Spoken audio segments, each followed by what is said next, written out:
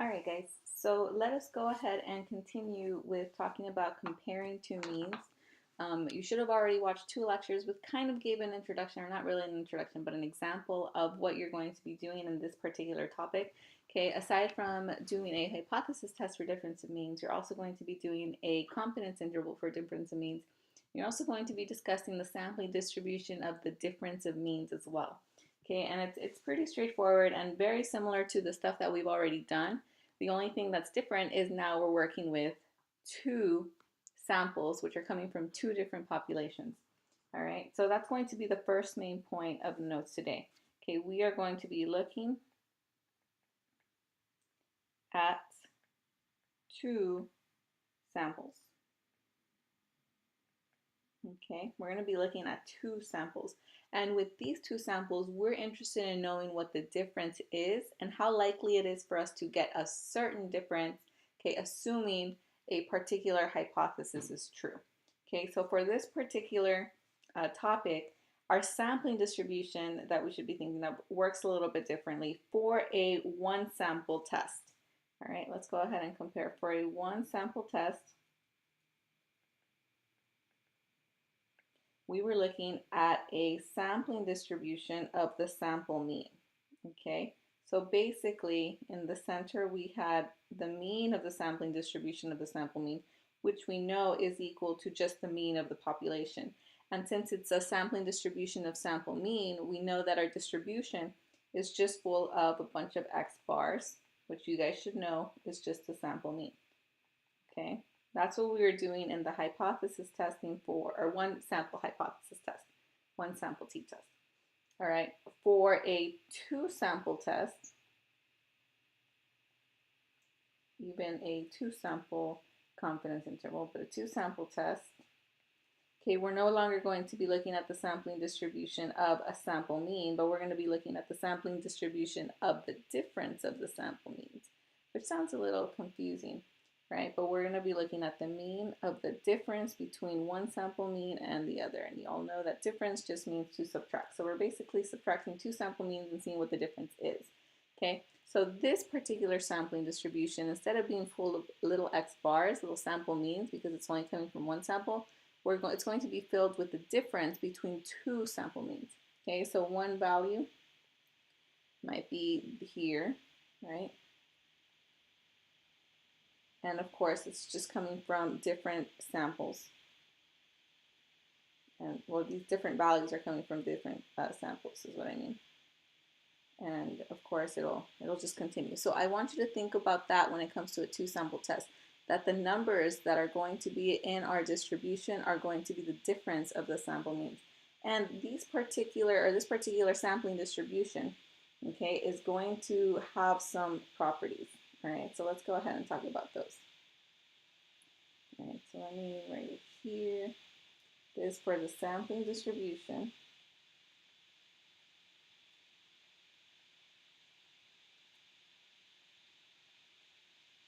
of the difference of the sample mean. So x bar 1 minus x bar 2. All right, now these are two different samples coming from two different populations, so it's important to keep in mind that we're working with two populations. All right, so in order to talk about the sampling distribution of the sample mean, there's something that we have to establish first. Okay, first of all, we have population 1 and population 2, right? Sample mean 1 is of course coming from population 1, and sample mean 2 is coming from population 2. Okay, so from population 1, we have a simple random sample of size n, and we're going to label it n1 just because it's coming from population 1. And similarly, from population 2, we have a simple random sample, okay, of size n with a subscript 2 to denote that it's coming from population 2. Okay, this particular population has a mean, right? You remember that population mean, and we're going to give it the subscript 1 as well to show that it's coming from population 1. Okay, and from population 2, we also have that it has a particular population mean. And of course, it has its own standard deviation. Okay, I hope you all remember the symbol for standard deviation and the symbol for population mean. Okay, so if all of this holds true, if you have a population, okay, from which you're getting a simple random sample of size n, okay, whose population has a mean and a standard deviation, or a given mean and standard deviation, then okay, we can say the following, and this is essentially to describe, right? So to describe, okay, remember to describe, we have to cuss. I hope y'all didn't forget how to cuss. Okay, so first thing is talking about the center, right? Okay, so to find center, remember that we use the mean. Okay, we use the mean as a measure of center, and the mean is just going to be the following. Okay, the mean of the difference between the two sample means, yes, is just going to be the difference between the first population mean and the second population mean. Okay, so this is going to be the mean, the center of this particular sampling distribution. You're just going to subtract the means of the two populations. All right. Next thing is unusual features, which we really don't discuss whenever we cuss this part out. Okay. Then shape. So for shape, okay, you just have to remember the following. The shape of the sampling distribution of the difference of sample means is going to be normal if both population distributions are normal. Okay, or approximately normal if the first sample size is greater than 30 and the second sample size is greater than 30, and this is by the CLT. Okay, or, and this is the last or, I promise, for shape, if one is approximately normal,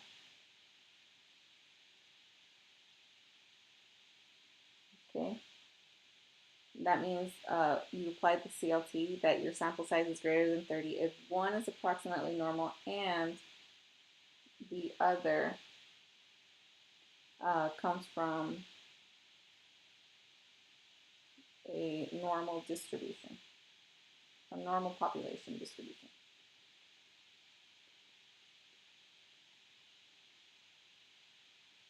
Okay, so these are the three possibilities that you could have in order to say that you have a normal, okay, sampling distribution, and that's for shape. And then of course we have spread, and a measure of spread is standard deviation. Standard deviation.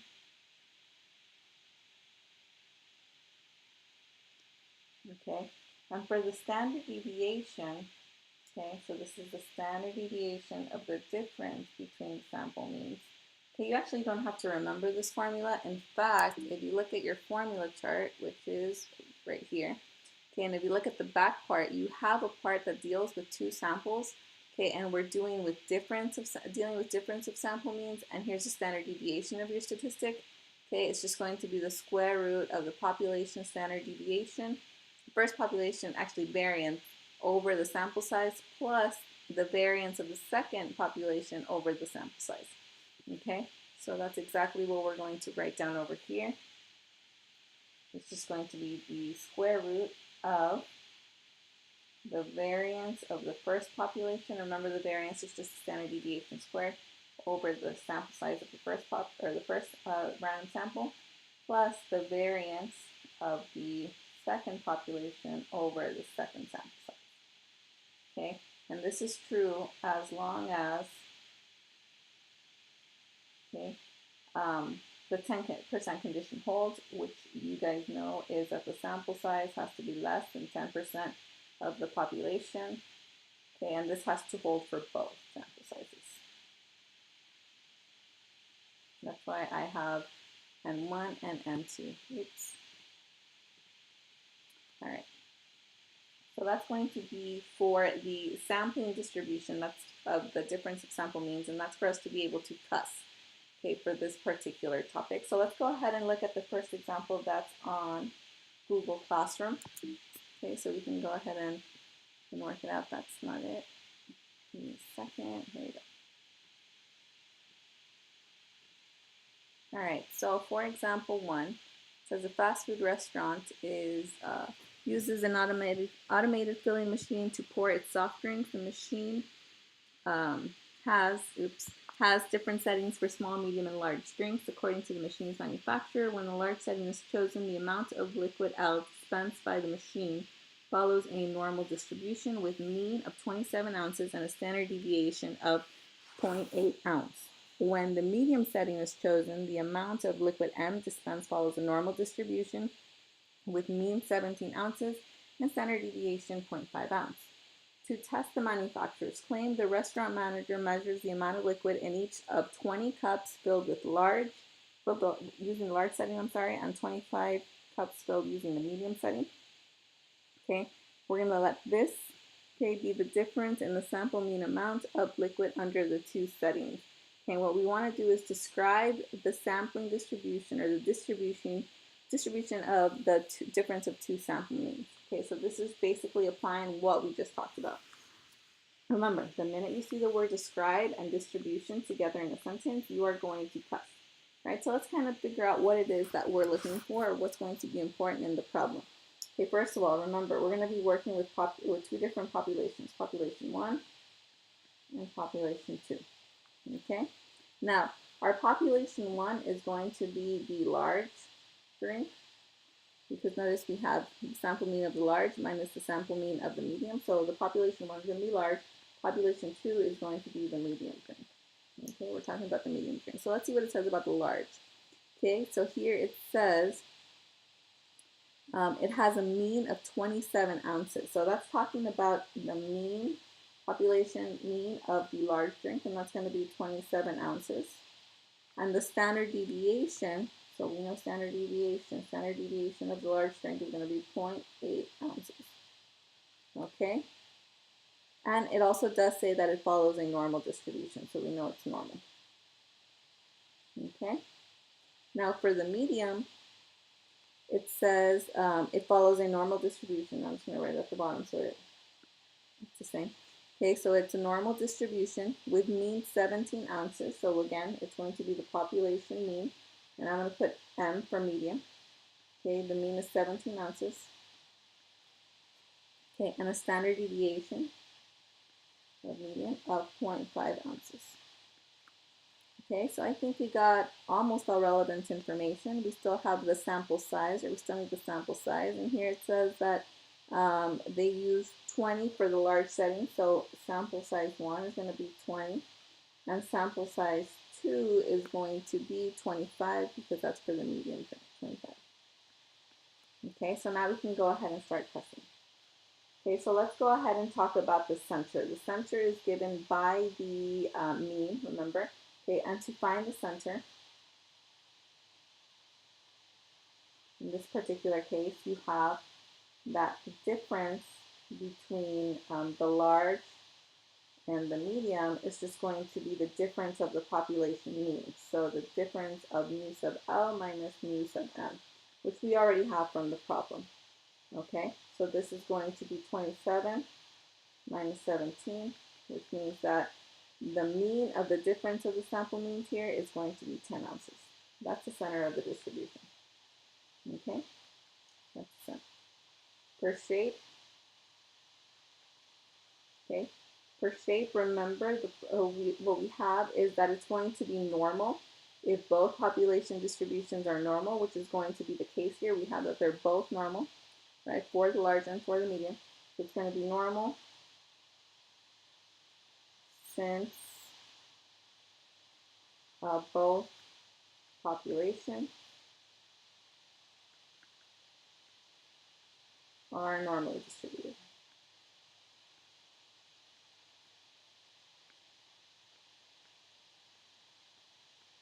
Okay, and then spread is going to be, of course, standard deviation, and we have a formula for standard deviation. The standard deviation of the difference in sample means is just going to be the square root of the variance of the first sample mean, which is the large, over the first sample size, plus the variance of the medium drink over that sample size. And we have all of these values. We can just go ahead and fill them in. Okay, so let's go ahead and start with the large. The large is 0.8. This is going to be squared over the sample size, which is 20, plus, okay, 0.5 squared over 25. Okay, and we can go ahead and put this into the calculator. All right, and when you put it into the calculator, which all of you should know how to do, you should get an answer of 0.0205 ounces. Oops, that's not ounces, crazy. Ounces. Okay. Now, if we want to go ahead and interpret this value, remember that the spread, the standard deviation, is going to be a measure of distance between a value and the mean, okay, in terms of standard deviation. So if we want to interpret this in context, we can just say that the difference, okay, which is basically the large, so that's the way we define it, large minus medium, okay, in the sample mean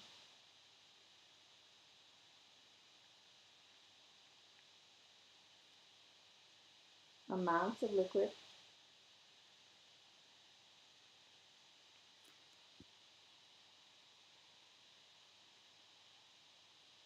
typically varies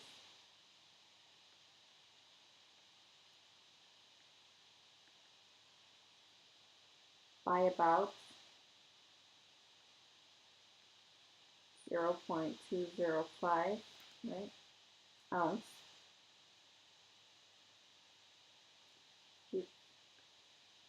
Okay, ounce from the true difference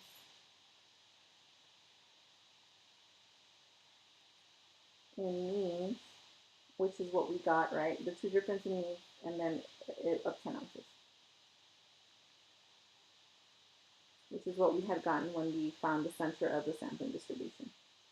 This is basically your description, and you can write it just by center, shape, and spread if it helps you. This would be your answer. All right, so this is going to be for the sampling distribution of the difference of sample means. Okay, now we're going to go ahead and use this information for both hypothesis testing and confidence intervals. So let's go ahead and start with confidence intervals really quick. All right, again, it's going to be very similar to what we did. Let me get out of this really quick. Oh my God. Oh my God, where did it go? I guess it disappeared. Okay, so like I was saying, this is going to be very similar to the confidence intervals we have already constructed, all right? And we still have conditions and we still have a procedure that we're going to have to do, all right? So for confidence intervals,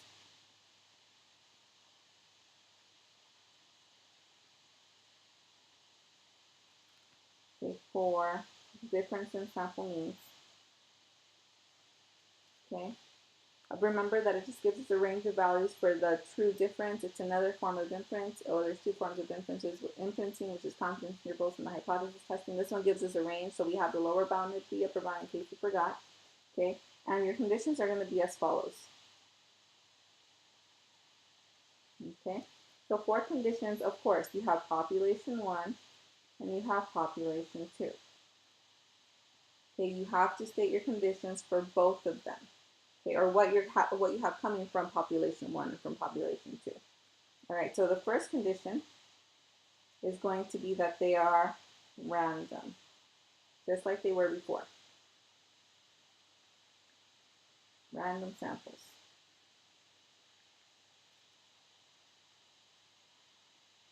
Okay. Second condition is the 10% condition.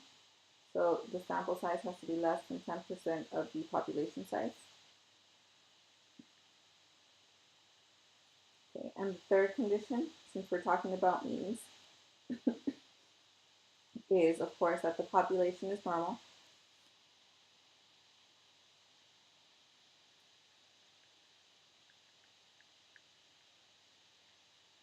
okay, or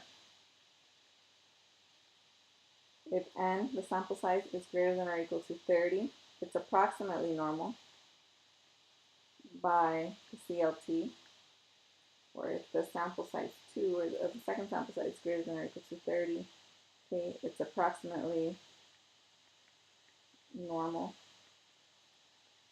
by CLT, okay, or you assess sample data. And remember, when you assess the sample data, okay, you want to make sure that it's not too skewed and that there's no extreme outliers.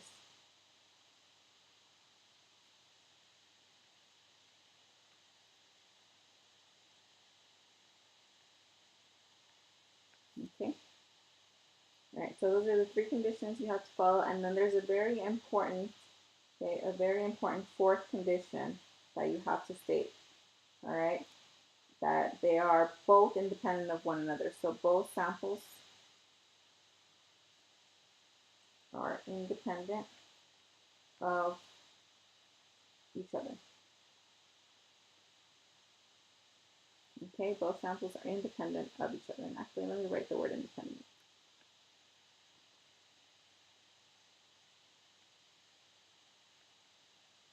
Of each other. Okay, now let's go ahead and talk about the procedure before we do an example. Okay, for the procedure, of course, you're going to have to state, just like we did before, and we're going to talk about what our population parameters are. So in this case, you're going to state what the first population mean is, what the second population mean is, and how you're going to define the difference in the population means. Okay? Second, okay, is going to be your conditions, of course, which in this case, there are 7. Your conditions. 3, you're going to show your work, and this one we're going to do with the calculator. Okay? And the fourth, of course, is to interpret. Okay? So, same conditions that we had before, except of course we're dealing with another population now, so that means you have to be very careful as to how you, that you define that you have both populations in this particular setting. Okay? So, let's go ahead and do the second example. This is this one. Second. There's example 2. All right, for example 2, we have that the Wade Tract Reserve in Georgia is an old-growth forest of longleaf pines that has survived in the relatively undisturbed state for hundreds of years. One question of interest to foresters who study the area is how do the sizes of longleaf pine trees in the northern and southern halves compare? So to find out, research took random samples of 30 trees from each half and measured the diameter of breast height, DBH, in centimeters, and we have the summary statistics. So notice we have the sample size, the mean of the sample, and the standard deviation of the sample. So these are sample values. Okay, we are supposed to construct and interpret a 90% confidence interval for the difference in mean DBH of longleaf pines in the northern and southern halves of the Wade Tract Reserve. So here we have a 90% confidence interval. Since we're talking about means, remember that we're talking about a t interval. Okay, so let's go ahead and state what our population is going to be. So the first mean is going to be, okay, we're going to go ahead and define it as the southern half. So it's going to be the true, I'm going to put 1, this 1. Okay, step 1, so it's going to be the true mean DBH of all trees in the southern hemisphere, or the southern part, the southern half. Okay, so that's mean 1. Mean 2 is going to be the true mean DBH of all trees in the northern half.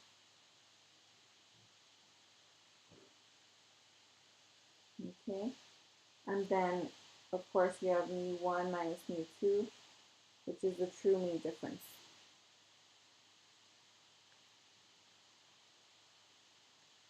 Okay, dBH between trees in southern half and northern half.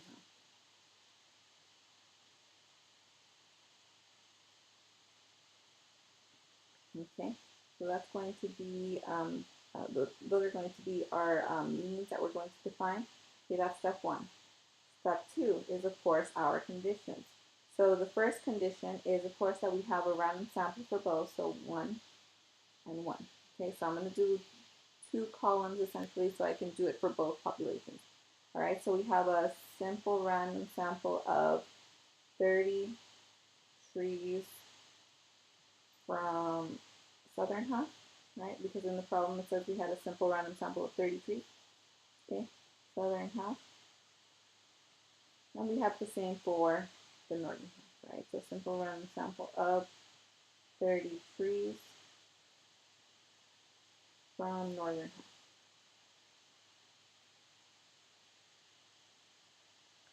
Okay. Second condition is the sample size, right? So we're going to assume, okay, there are more than, okay, and remember 30 is 10% of 300, so 300 trees in the northern half. Oh wait, this pretty soon, my bad.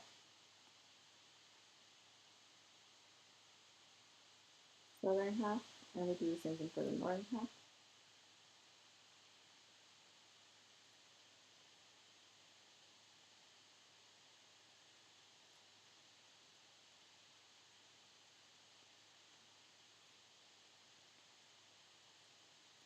Trees in northern half. Okay, that's the second condition, and of course our third condition. Okay, our third condition is the normality one. Now here in this particular case, we don't have it stated that they come from normal distribution. Okay, so we're going to go ahead and use the CLT because we do have a sample size of 30, since N1 is greater than or equal to 30, right? And 1 is just 30 in this case. Let me write that down. So since our sample size is equal to 30, which is greater than or equal to 30, by the CLT, okay, by the CLT, we have, okay, the distribution is approximately normal. Okay, and since the same thing with the second one, so since the second sample size is 30, which is greater than or equal to 30, all right, by the CLT, the distribution is approximately normal.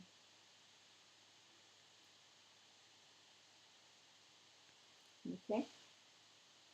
All right, so we have our condition, so that's the second step in our procedure, and of course I forgot the most important one. Okay, both samples are independent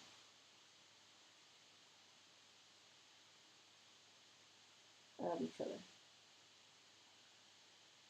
Okay, make sure you note the word independent. That's going to be very, very important. Wow, my penmanship and my straight lines have gone straight out the window in a week. Okay, anyway, so both samples are independent of each other. Make sure you always state that condition. All right, now the third step in the procedure is, of course, to show your work, to do the work, and we are going to do it on the calculator because I know how much we love the calculator. Okay, so, oops, my bad. Let's go ahead and pull up the calculator. Everybody should have their calculator out. Okay, you're going to go to a calculator page, all right? And on this calculator page, you're going to go to, of course, menu, statistics, and you go down to confidence intervals. Okay, remember, we're doing a difference of sample means. So we're going, and we have two samples, so it's going to be a two sample. And since we're doing means, we're going to be doing the t interval. So two sample t interval. Okay, and in this particular case, we have the statistics. Okay, so we're not going to go to data, we're going to go to stats, and you're going to click OK. All right, now it's going to ask you for this first sample mean, which in this case is going to be for the south, remember, so we're going to put 34.53. Okay, but the standard deviation of that sample is 14.26. Okay, the sample size for that particular sample is 30, and then we do the same thing for the second one, which is going to be for the northern half, so 2370. Standard deviation is 17.5. Okay, the sample size is again 30. Okay, don't click enter because you still have things to input. Okay, now it asks you for the confidence interval, and in this case we're doing a 90% confidence interval, so it's going to be 0.90. And this isn't pooled. Pooled just means that the two sample means or the two means are equal, which is not the case, and it will never be the case, so you're always going to leave that as no. Okay, so we'll go ahead and click OK. And we're basically just going to copy our screen. All right, notice the name is already here, so you're going to give me two sample t interval, and we're just going to copy everything else. Okay, so on our paper, oops, let's see. Now it doesn't want to come out, fantastic.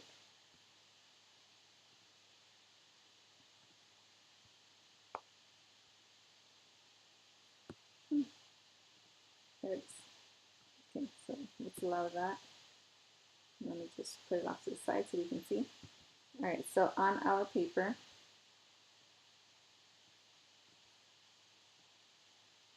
okay, remember we have to name the test. It's very important that you always name the test. So we're going to write two sample t interval. Okay, that's always the name. All right, and then we're going to go ahead and give the actual well, what it says here, right? So the lower, we can actually just write it as an interval. So the lower bound is going to be 3.93. 617. The upper bound is going to be 17.7238. Okay, so the first part, the upper and lower, lower and upper, you're going to write as the interval. The rest you're going to go ahead and state. Okay, so the mean difference is basically what we have. Actually, you don't even need to write that down. That part you don't have to. Okay, but you do need, okay, the margin of error. See, the margin of error, which is just going to be basically like your standard deviation. Well, you know what your margin of error actually is. It's going to be the second part of your confidence interval. The margin of error is going to be 6.89383. All right, and then the degrees of freedom, which of course are also important since it's t interval. The degrees of freedom, in this case, are going to be 55.7277. Now, if you remember degrees of freedom with a one sample interval, a t interval is just going to be the sample size minus 1. For this degrees of freedom for the difference of means, it has a crazy formula which you don't need to know, so just go ahead and copy down what you have on your calculator. And that's basically all you need to write. Okay, you can write your sample means and everything, but it's going to be redundant since it was already given to you. Okay, you have to make sure that you give me the name of the formula. Okay, you give me the interval and you give me the degrees of freedom. Okay, if you do want to know the formula, by the way, it's going to be, remember your statistic is going to be the sample mean, the difference in sample means, okay, plus or minus the t critical value, all right, times the standard deviation of the statistic, which is going to be, okay, what we have for the sampling distribution. And since we do not have the population standard deviation, you're going to use the sample standard deviation. So sample mean of the first squared over n1 plus the variance really of the second sample mean over that squared. Second sample size, sorry. second sample size. And that's going to be the formula that you're going to use. And of course, this part right here, if you remember, is the margin of error. Okay? But what I highlighted is essentially what you must have in order to get full credit. And of course, the last important part is to actually going to be to interpret the confidence interval. So you're going to write we are, or I am. We are 90% confident, because we use a 90% confidence level. Okay, 90% confident that the interval from, actually, let me write it in the way we've always been writing it. So we are 90% confident that the true mean difference, okay,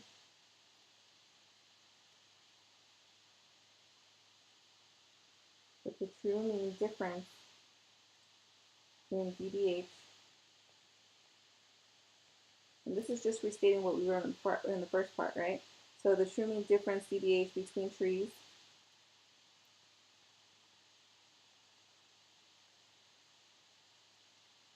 in the southern and northern halves, I misspelled halves, okay, halves is between, okay, and then we just state our interval, 3.9362 centimeters and 17.7238 centimeters. Okay, and if you forgot the format for this particular interpretation, remember that it is on the word wall. Okay, and there's also an interpretation for the confidence level, and you do have a homework question that asks you to interpret the confidence level in context, okay, which is going to be the same thing. All right. I was about to ask any questions, but you can't ask any questions. I mean, you can send me a message if you have questions on confidence interval and on the sampling distribution. Okay.